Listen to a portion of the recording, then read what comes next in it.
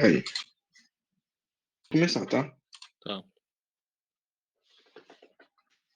Olá, hoje eu vou fazer a apresentação do trabalho juntamente com o meu grupo. A gente ficou responsável por apresentar o que seria a teoria das restrições, e eu vou dar início a essa apresentação começando pela apresentação do grupo, né. Então hoje, quem está apresentando aqui juntamente comigo é o Vitor Lara, o Vinícius e o Matheus, e eu me chamo Thiago Nascimento.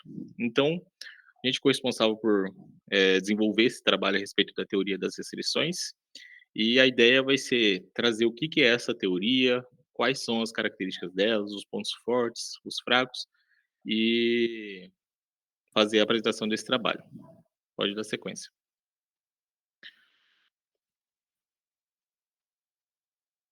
Bom, para dar início a essa apresentação, a gente antes vai fazer uma pequena pincelada, né, sobre o cenário que a gente tem hoje, né, no mundo do empreendedorismo. E no cenário que a gente consegue fazer essa avaliação, a gente consegue visualizar um grande desafio que todos os gestores, de modo geral, possuem no seu dia a dia. O que que seria esse grande desafio, né?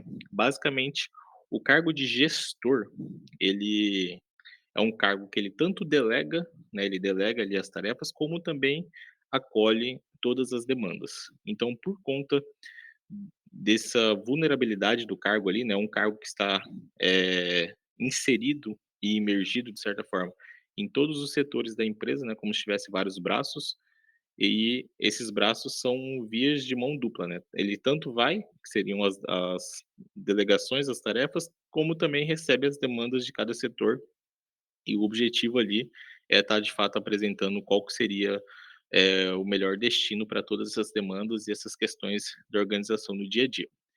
Então, pela característica do próprio cargo, né, faz com que seja um cargo que tenha muita demanda em cima ali, às vezes, de uma única pessoa, né. Então o gestor, ele trata de várias demandas ao mesmo tempo e de vários setores diferentes, muitas vezes. E o outro grande desafio, além de atender todas essas demandas, é fazer o atendimento dessas demandas no tempo hábil que ele possui. E muitas vezes essa decisão, ela é feita num tempo menor do que deveria, porque é o que tem disponível e se faz necessário, né, ter uma decisão rápida e de forma acertada para que a organização não seja impactada negativamente nessas decisões e nessas questões que vão se apresentando ali ao longo do dia a dia do gestor, né. Bom, então esse seria o grande cenário, né, que a gente tem ali de todos os gestores de um modo geral, seja uma organização pequena ou grande, passa por essa grande dificuldade, essa grande questão no dia a dia, né, administração de tempo e o melhor andamento das demandas. E a teoria das restrições, ela vem justamente para ajudar, dar uma clareada nesse trabalho e também dar o norte para o gestor de onde de fato ele tem que focar. Bom, por definição, né, a gente pode trazer aqui que a teoria das restrições, ela é um método de gestão empresarial, né, que todas as decisões da organização são tomadas com base nas restrições. O que que seria essas restrições? Seria pontos vulneráveis da operação da empresa, né, não só da operação, mas desde uma questão física, uma questão de mercado ou muitas vezes até de uma questão de interna, né, estrutural da empresa. Então, essa teoria, ela é apresentada de forma que o gestor deve se preocupar de fato com esses pontos vulneráveis da empresa, que é esses pontos vulneráveis da empresa que vão ditar tanto o ritmo da empresa, como também muitas vezes até a questão do faturamento, né. Eh, e aí o gestor no seu dia a dia, quando ele se vê, nessa situação de várias demandas para ele estar tratando, ele tem que entender que a energia dele tem que ser depositada nesses pontos vulneráveis da empresa. E para que ele consiga fazer essa distinção das demandas, se faz necessário previamente, né, um mapeamento de qual seria o cenário da empresa. Quais são os pontos fracos e as restrições da organização que eu trabalho. Então, o gestor tem que ter isso de forma muito clara para que no dia a dia ele consiga tomar as decisões e se dedicar nas demandas que de fato fazem sentido, que estão atuando nessas áreas, e as outras demandas, elas todas as outras devem ser delegadas, porque 100% da minha energia e dedicação como um gestor deve ser, eh, encanada, digamos assim, né, justamente nesses pontos fracos. Pode passar. Bom, então a gente já entendeu ali mais ou menos o que que seria essa teoria, das restrições, já entendeu um pouco o cenário, né, de como que a gente tem hoje no mercado, em relação aos gestores. E essa foi uma teoria, né, que foi desenvolvida pelo físico israelita, o Goldratt, né, que é o sobrenome dele. E ela só foi ser compartilhada, né, só passou a ser uma informação palpável, né, a partir de 1984, quando o físico, ele escreveu o livro dele e disponibilizou esse conhecimento de tanto valor, né. Esse conhecimento, na época, ele estava inserido dentro do livro A Meta, e ele até traz, né, como uma das grandes marcas dele, né, era essa frase: "A produtividade não significa nada se você não sabe qual é a sua meta". Então, o gestor, ele tem que ter essas coisas muito claras para que a empresa consiga caminhar e passar por esses desafios no dia a dia. Eh Aqui a gente tem uma outra definição, né, do que seria essa teoria da restrição, que seria: então a restrição é todo recurso que possui uma demanda maior que sua capacidade. Ela se torna um limitador ao aumento da produtividade. Ele faz até uma comparação que fica bem palpável para todos, né, mesmo que quem não está nesse cargo de gestor consegue entender ali a importância de mapear e tratar essas vulnerabilidades, né, que seriam essas restrições da empresa. Ele traz o exemplo de uma corrente. A gente pode pensar talvez uma corrente de bicicleta, que ela é feita por vários ganchinhos, né, que se juntam e formam um arco, e aquele conjunto todo, ele aguenta, digamos assim, né, você pode desempenhar uma força ali dentro dele que ele não vai se romper. E basicamente, quando ele traz essa questão da teoria das restrições, é como se a empresa fosse essa corrente, aquela corrente ali de bicicleta, só que dentro dessa corrente, né, que seria a empresa, existe alguns pontos vulneráveis, que seriam esses pontos fracos da empresa. Ou seja, a força que eu vou aguentar, eh, em relação a conseguir me manter conectado, né, que seria a corrente ali, a força quem vai ditar não é o mais forte, mas sim o mais fraco dentro da organização. Porque se uma força for aplicada nessa corrente, ele vai aguentar até um certo nível. Se essa força for maior do que esses pontos fracos, vai acontecer que essa corrente vai romper, e aí você tem um impacto sobre toda a organização. Então, por isso que ele trata dessa forma, né, que o gestor precisa atuar de fato nesses pontos vulneráveis, porque tratando isso, muitas vezes você consegue ou resolver o problema por completo, ou melhorar, né, deixar ele um pouco mais forte, e aí, consequentemente, a corrente toda aguentaria, um impacto maior. Ou, trazendo para o âmbito da empresa, a empresa passaria a lucrar melhor, né, ter o aumento de produtividade.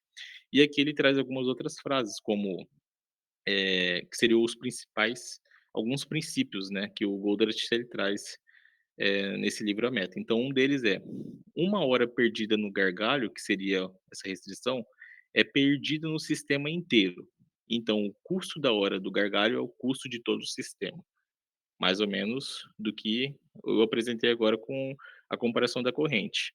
Qualquer impacto negativo que vai atuar nesses pontos fracos pode fazer com que a organização inteira tenha que parar para resolver aquela situação. Então, por isso que é importante cuidar disso. O tempo no gargalho não pode ser desperdiçado. Então, tem que ser uma ação efetiva, né? Eu não posso me dar o luxo de deixar para depois, ou estar resolvendo a questão, mas não buscar a melhor solução. Então, o tempo não pode ser perdido de nenhuma forma. Uma hora ganha no não gargalho não é um ganho real para o sistema, é somente uma miragem. Então a gente consegue voltar para a questão do exemplo da corrente. Não adianta eu deixar mais fortes minhas outras conexões. Se eu não reforçar as conexões fracas, o sistema vai continuar fraco. Logo, a minha empresa fica vulnerável. E por último, as mudanças nos gargalhos devem estar sempre de acordo com as diretrizes estratégicas e as metas da empresa. Ou seja, é como trocar o pneu ali de um veículo andando. Você vai fazer o procedimento, mas você não pode tirar do eixo essa organização. Você tem que seguir essa linha de raciocínio, aquilo que já está previamente definido e lógico, nenhuma coisa é imutável, você pode ir melhorando, mudando algumas coisas, mas, a essência da empresa em si você mantém, e aí você tenta melhorar o que está no seu alcance. Pode passar.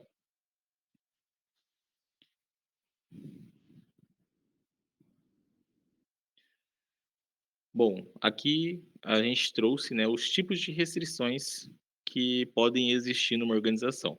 A primeira seria uma restrição física, né? Então, às vezes, você tem uma determinada indústria, por exemplo, uma empresa que ela vai ter muitas vezes uma limitação ali, um nível máximo de atendimento. Então, se a empresa, por exemplo, ela presta serviço de instalação de alguma coisa, voltado, digamos, quem sabe, para a área de segurança. Essa empresa provavelmente ela vai ter uma equipe, e essa equipe vai ter uma limitação diária de atendimento.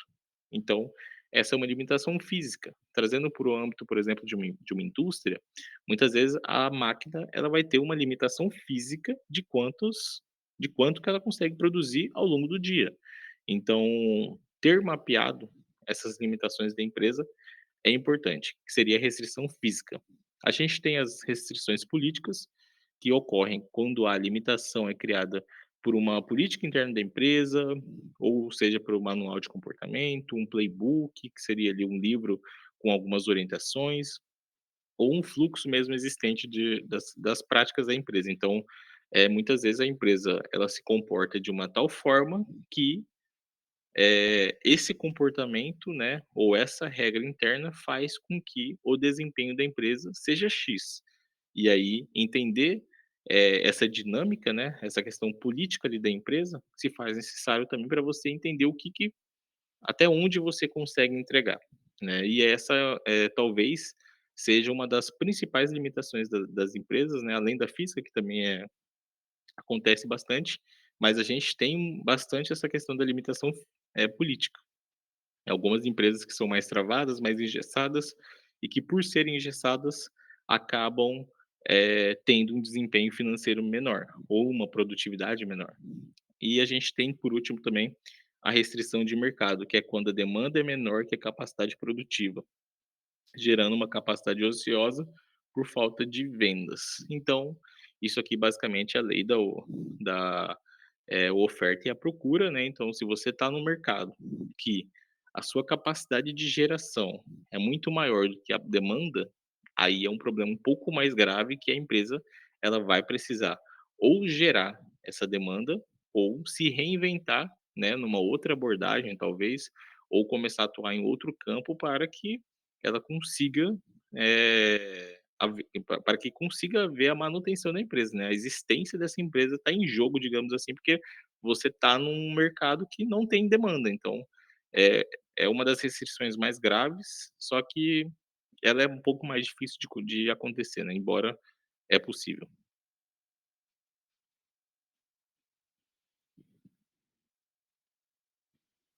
Bom, agora eu vou passar a palavra, né, e a gente vai fazer a apresentação dos 5 passos da teoria das restrições. Bom, eu vou falar sobre os 5 passos da teoria das restrições, que foi elaborado pelo Goldratt como uma forma de solucionar essas restrições que o Thiago falou. O primeiro passo que ele dá é justamente identificar exatamente quais são essas restrições e saber o que está impedindo a empresa de evoluir e aumentar os seus lucros. Essa restrição pode acontecer em diversos setores da empresa, tanto no setor dos funcionários profissionais, do maquinário, da equipe de vendas, qualquer dos setores. E identificadas essas restrições, a segunda etapa é explorar e identificar como que vai ser solucionado esse problema. E nessa etapa é muito importante que os recursos já existentes na empresa sejam utilizados e deve ser evitado ao máximo novos investimentos. Mas caso seja necessário, como por exemplo a aquisição de maquinário ou contratação de novos profissionais, treinamento dos profissionais já existentes, a empresa sempre tem que abrir essa exceção, senão não vai ter solução à restrição. A terceira etapa é a subordinação de todos os recursos do sistema à restrição. Como o Thiago falou, se uma corrente tem um elo fraco, não importa quão forte seja o restante dos elos, porque só precisa que o elo fraco se rompa que o sistema inteiro vai falhar.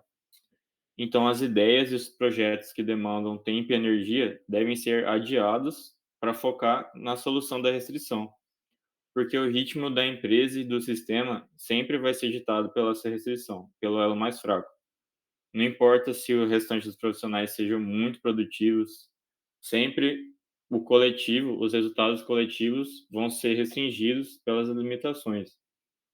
Então, não quer dizer que toda a produção da equipe, por exemplo, deva parar, mas tem que ter uma gerência do tempo e da produtividade. E a quarta etapa é a elevação da restrição. O sistema tem que ser adequado para que não tenha nenhuma produção excessiva e, assim, facilita para identificar se ainda está a limitação. Se todo mundo está produzindo só o necessário e ainda assim a meta coletiva não está sendo atingida, quer dizer que a restrição ainda não foi elevada ao nível necessário e ainda vai precisar da potencialização, até ela se adequar ao sistema inteiro. E o último passo que o Goldratt dá é justamente voltar ao primeiro passo, que é identificar novas restrições, porque, segundo ele, a inércia também em si é uma restrição. E agora eu vou passar a palavra para o Victor.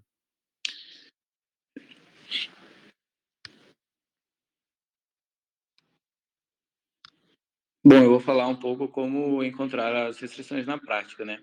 Para facilitar a aplicação das 5 etapas nesse processo de Goldratt, foi utilizado um modelo de resolução e classificação chamado de processo de pensamento, que basicamente utiliza ferramentas específicas para responder 3 perguntas. A primeira seria o que mudar. Bom, a principal ferramenta para responder essa pergunta seria a árvore da realidade atual, que busca encontrar uma planilha de problemas e quais são os problemas centrais e qual a origem mais comum aos problemas. O que é resolvido vai eliminar o maior número de problemas. Esse é o objetivo geral da árvore. E como seria feita essa árvore de realidade atual? Você poderia reunir seu time e seus principais líderes para montar essa árvore e seguir os passos abaixo. E no final vai conseguir identificar no mapa mental todos os seus problemas, organizando com suas causas principais.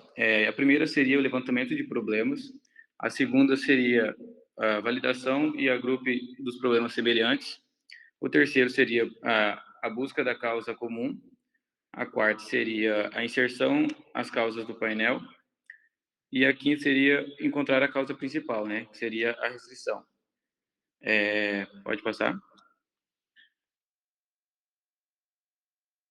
Pergunta 2 para o que mudar? Após esses 5 passos, a pergunta anterior, você vai ter a restrição ou restrições, né? 2 ou 3 no máximo. Você vai encontrar a causa da maioria dos problemas do seu sistema e ela vai fazer com que você precise resolver ou aumentar os seus ganhos. Brainstorming.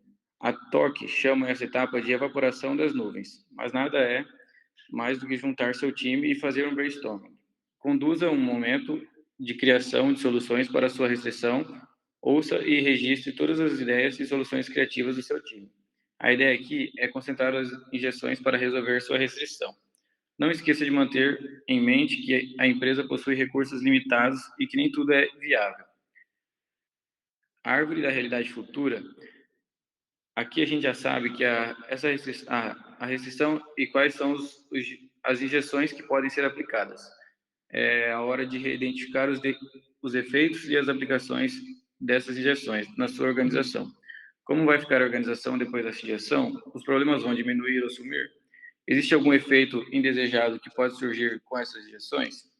Identificamos aqui quais as gestões serão utilizadas e seus efeitos desejáveis e os possíveis indesejáveis que podem aparecer por consequência. Pode passar. Pergunta 3. Como mudar?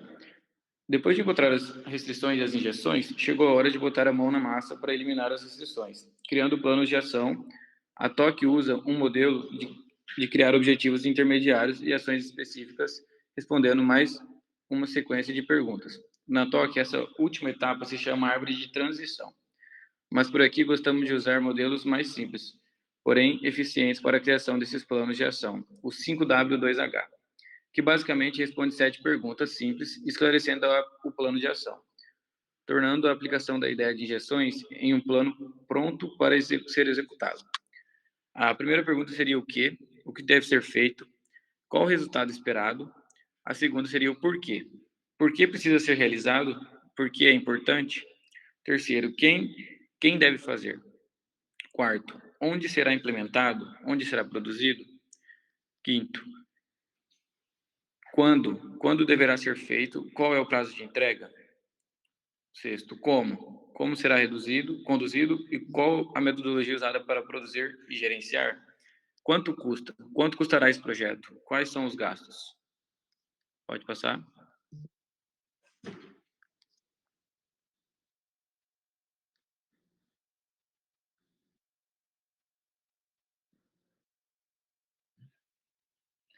Nessa parte, a gente já viu, né, o que são os problemas, como a gente pode tentar identificar situações, e aqui eu trouxe alguns indicadores que é usado pelo TOC, que é sigla, né, em inglês, para a teoria das restrições.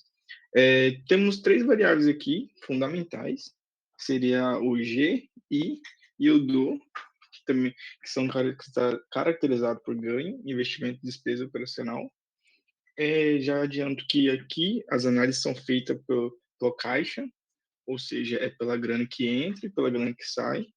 Então, começando pelo ganho, que seria o índice, que é um índice que a empresa usa para medir até a sua capacidade de gerar dinheiro, seria o somatório de todo o dinheiro que entra na empresa, reduzindo as despesas que ela paga para terceiros. Então, a gente fica apenas com o que ela recebe de fato, tá? Os investimentos seria o inventário, né, também, como ele também é conhecido, é um montante de dinheiro preso na empresa que pode ser vendido. Normalmente se trata de estoques, patrimônio. E a despesa operacional seria todo o dinheiro gasto na empresa para transformar o investimento em ganho, sendo o salário com despesa dos funcionários, aluguel, energia ou qualquer outra coisa até para ajudar na manutenção da empresa. Aqui seria o nosso primeiro indicador de resultado, o lucro, que, como eu já havia adiantado, seria para o regime de caixa. Então, a gente tem aqui que o lucro líquido seria a subtração do ganho menos a despesa operacional. E aqui nessa equação a gente já identifica que se a despesa operacional aumenta, então o nosso lucro líquido ele vai diminuir na mesma proporção. Então, porque como a gente já consegue observar nessa equação, eles são inversamente proporcionais. Aí, o nosso próximo indicador de resultado seria o retorno sobre o investimento, que seria um percentual sobre o lucro líquido do período que a empresa esteja investigando. Então, isso o investidor pode usar tanto de parâmetro com outros tipos de mercado, seja mercado de capital, mercado de crédito, ou até por uma expectativa própria dele, para ele estar fazendo uma avaliação do que de fato ele está tendo como retorno. Então, a gente já consegue identificar aqui que esse retorno ele pode ser identificado como RSI. Então, ele já também traz aqui uma equação que mostra que o RSI é igual ao lucro líquido dividido pelo investimento. Então, aqui a gente já vê que seria realmente uma fração que dá esse percentual de retorno para o nosso investidor. Aqui a gente já percebe que se o investimento aumenta, o RSI vai diminuir. Por quê? Se o investidor está injetando mais dinheiro ali, e o lucro líquido ele não aumenta, não consegue acompanhar, então o investidor vai demorar mais tempo para estar tendo esse dinheiro que ele investiu de volta. E lembrando que esse lucro líquido, ele também tem relação com a despesa e o ganho. Então, se o ganho ele é elevado, então a gente consegue retribuir esse investimento para o investidor de forma mais rápida também. Da mesma forma que se a gente não consegue conter as despesas nesse cenário, a gente vai demorar mais tempo para recompensar esse investidor que cedeu capital para a manutenção da empresa. E por último, aqui nós temos a análise do fluxo de caixa, que ele verifica como que está sendo realmente a geração de caixa da empresa. Desconta todos os ganhos futuros de faturamento e coisa assim do tipo, ele considera apenas o que entra e o que sai de caixa. Então, aqui é um dos indicadores que é usado nessa teoria também. Nós fechamos a nossa apresentação por aqui. Tiago, tem alguma coisa a dizer? Não, é isso. Eu acho que ficou bem claro ali o que seria essa teoria das restrições, tanto numa questão mais matemática, né, de quais formas que a gente pode estar levantando essas informações, como também a parte mais teórica, né? Então, é isso. E muito obrigado por ter, né, professora Lúcia, passado esse tema que não sei até se a gente não deu sorte, né? Estava pesquisando um pouco mais sobre essa teoria das restrições e lá ela era apresentada como uma teoria que é uma das mais aplicadas e usadas no mundo, então a gente deu sorte de estar tendo esse conhecimento um pouco mais aprofundado por ficar responsável por fazer essa apresentação, né? Então, a gente só tem a agradecer e é isso. Muito obrigado.